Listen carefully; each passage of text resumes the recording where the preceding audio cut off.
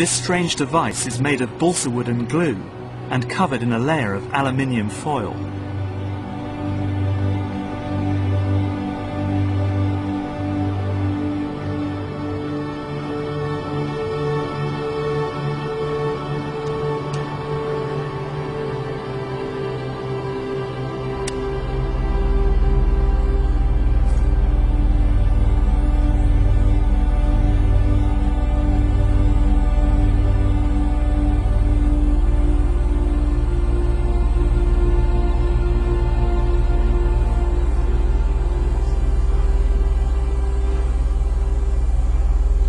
So Tim, tell me, why is this lifter demonstrating this levitational effect?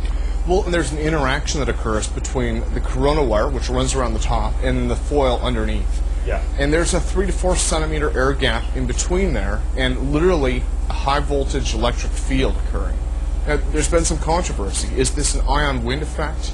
Is it the high voltage literally taking air molecules with it and creating an upward thrust? Or is it something more? Nobody knows for sure how the lifter flies, but one popular theory is that high voltage current flows between the wires, suspended on the top of the craft, through the air, down to the aluminium foil wrapped around the frame. The current literally drags air molecules down with it, creating a downforce called an ion wind, which provides the thrust needed to lift the airframe skywards. This technology, not just the lifter, but this whole scope of technologies, is almost like looking at the internal combustion engine back in the 1800s. We're trying to take it and say, look, these are real technologies. They have the same flaws that any other technology does, but hopefully they can do things that other technologies can't. So do you think what we're watching here could be the modest beginnings of a whole new industry?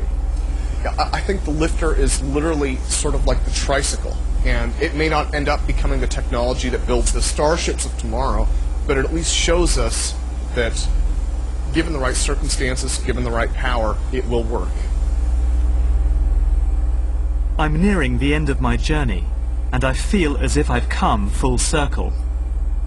Because what Tim Ventura's lifter reminds me of is the Nazis' secret experiment in anti-gravity propulsion I discovered in the Wenceslas mine.